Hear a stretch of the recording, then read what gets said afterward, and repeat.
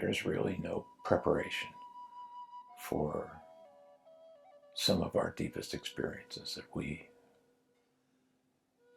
will come to have in this lifetime.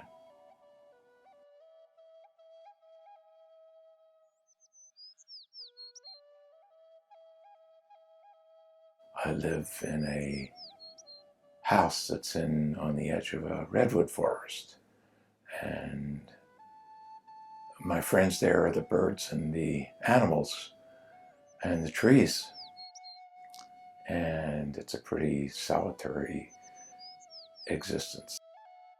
Range of emotions that have been with me all of my life, that the deepest kind of sadness had not been a visitor.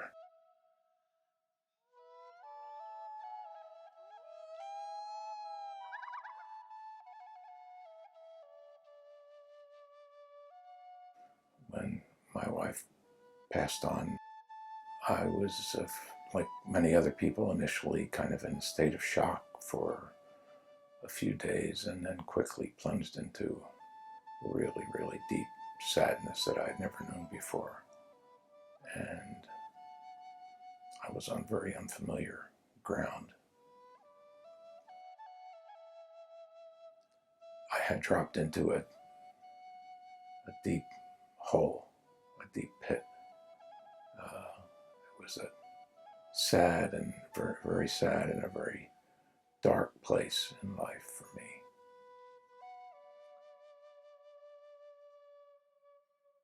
I think my spiritual practices over the years had grounded me enough to say, well, this is what's going on, and there will be a time when it will change. And while it's going on, you just accept the experiences as they come. I've been a follower and practitioner and student of Buddhism for probably 40 years. And after Ursula passed,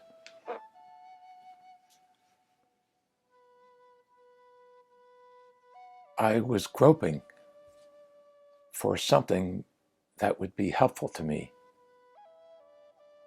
from my practice and from my learnings and from Buddhist teachings.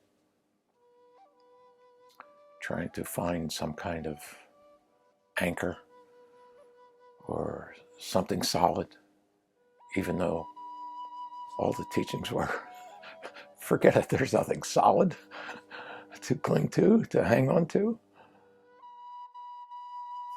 That was, I guess, just the point, that there was nothing to be done, really.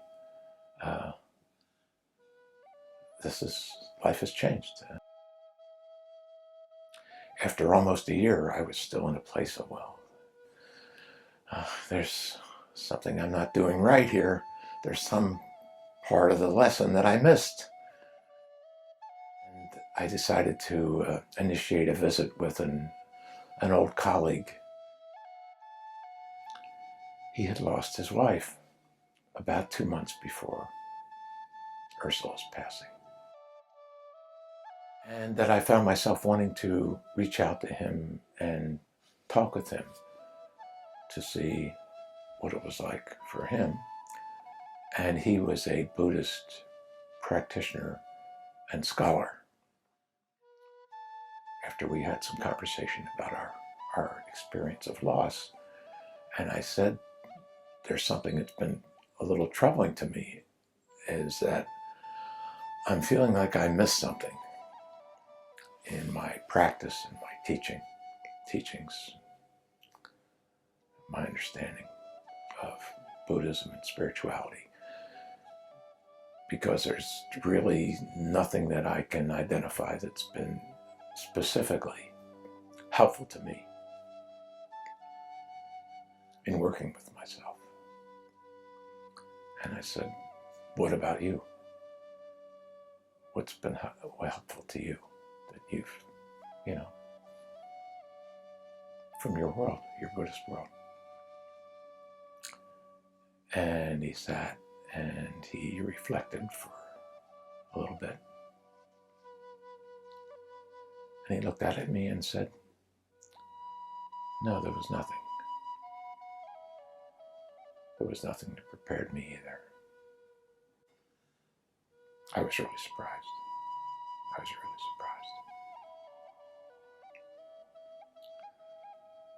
surprised. That we both came to the same lesson, is that there's really no preparation for some of our deepest experiences that we will come to have in this lifetime. And now I feel myself wanting to talk about what the gift was at the very end of her life. She deliberately found my gaze.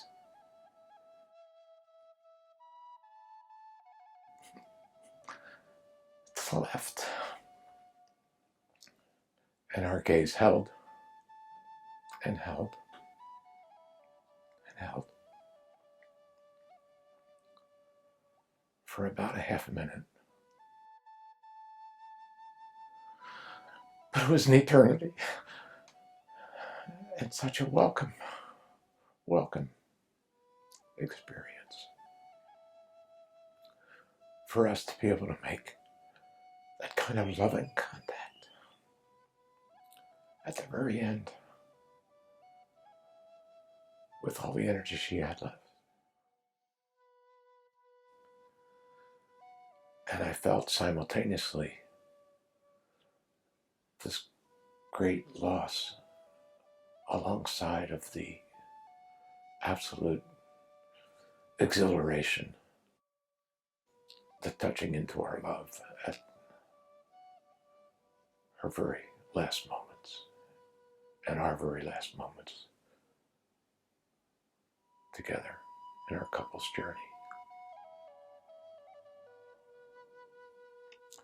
And that was the gift.